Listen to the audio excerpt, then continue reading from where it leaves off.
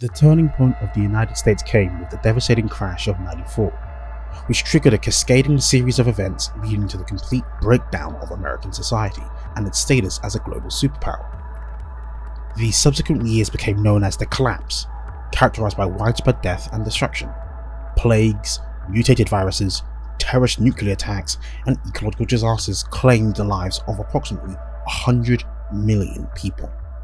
The disintegration of NATO and the hardline foreign policies pursued by the Gang of Four, a political cabal comprised of the NSA, CIA, FBI, and DEA, further isolated the United States politically and economically, exacerbating the suffering of its people through trade wars and other measures.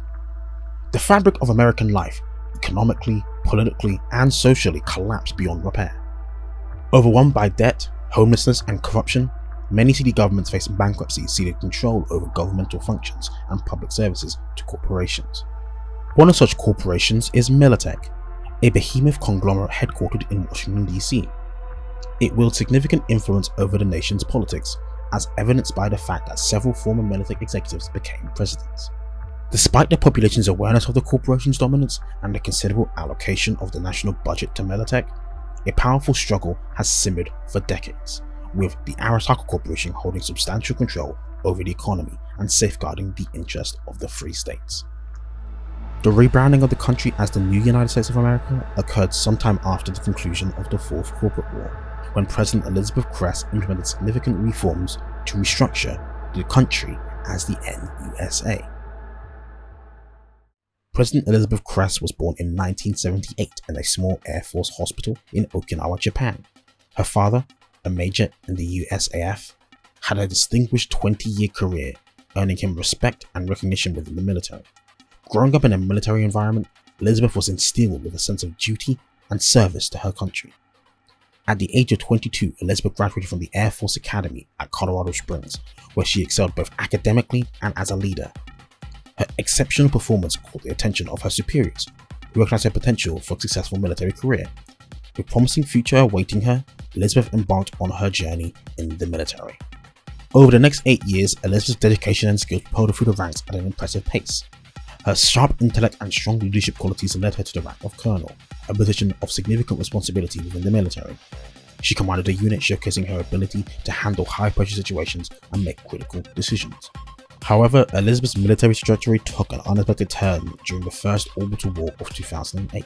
The European Space Agency's Taicho colony on Luna dropped a massive 2-ton rock on Colorado Springs, causing widespread destruction and loss of life. Elizabeth, who was returning from a vacation, was recalled during the escalating tensions between the United States and the European economic community. This event served as a turning point in Elizabeth's career. The impact of the Taicho colony's actions on her hometown left a profound mark on her.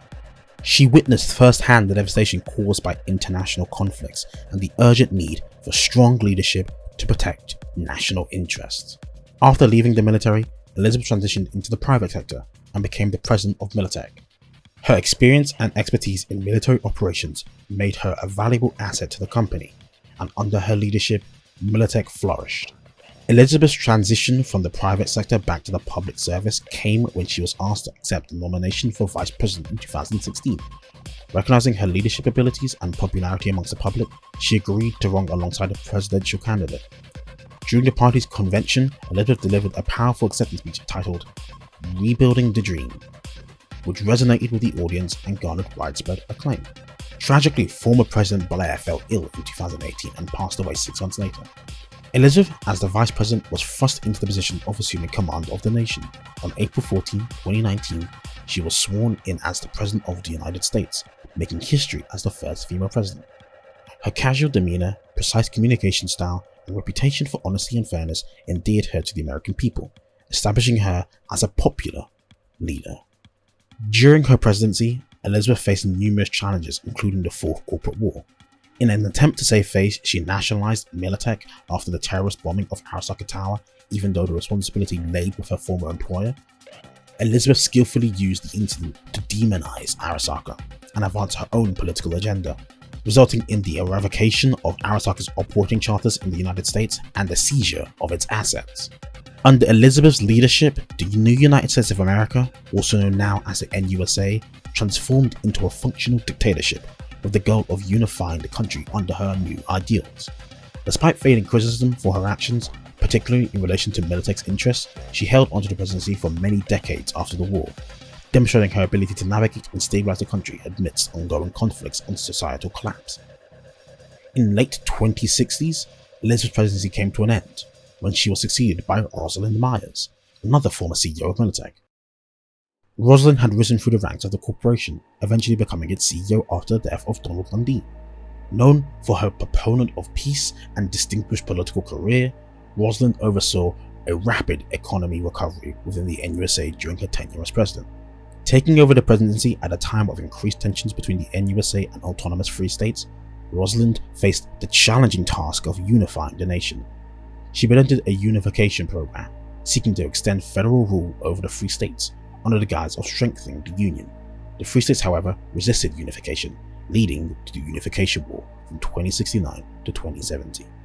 The Unification War was officially recognized as a conflict between the NUSA and the free states. However, scholars also viewed it as a corporate war due to the active involvement of Militech and Arasaka. With Militech's advanced technology and support from former free states, the NUSA declared war on the alliance of free states that opposed unification. Arasaka Corporation, seeking to regain influence in North America, covertly financed the free states. As the conflict escalated, the Battle of Ridgecrest in California became a pivotal moment in the war. The casualties reached staggering numbers, with at least 3,000 people reported dead in a single day. The NUSA military, backed by Militech's advanced weaponry and support from the federal states, exerted significant pressure on the alliance of the free states. However, the situation changed when the NUSA Army Division approached Night City, which is situated within Northern California. Despite maintaining a position of neutrality, Night City faced the imminent threat of invasion. In a surprising turn of events, Lucius Rhine, a counterman with extensive connections, sought protection from the exiled Arasaka Corporation. Arasaka responded by deploying a supercarrier, deterring the NUSA from invading Night City and ultimately preventing a full-scale war. The intervention of Arasaka and the realization of the escalating costs of the conflict led to the proposal of a peace treaty.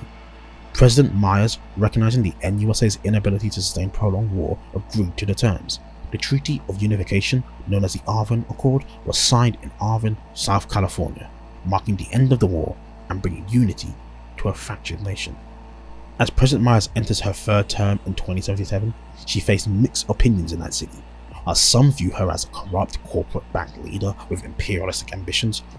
Others see her control as a necessary measure to address the city's high crime rates. Myers' decisions, such as retaliatory bombings and addressing the refugee influx in Europe, further fueled the division amongst the populace. At the 2077 Federalist Convention, President Myers announced her intention to seek a fourth term, with the campaign slogan, "A Return to Unity." She emphasized her commitment to unification across all fronts, signaling her continued pursuit of bringing stability and cohesion to the NUSA. Thank you for watching.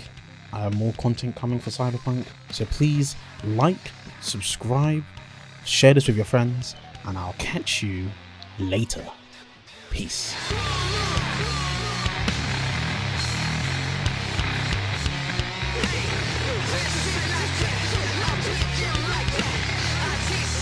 I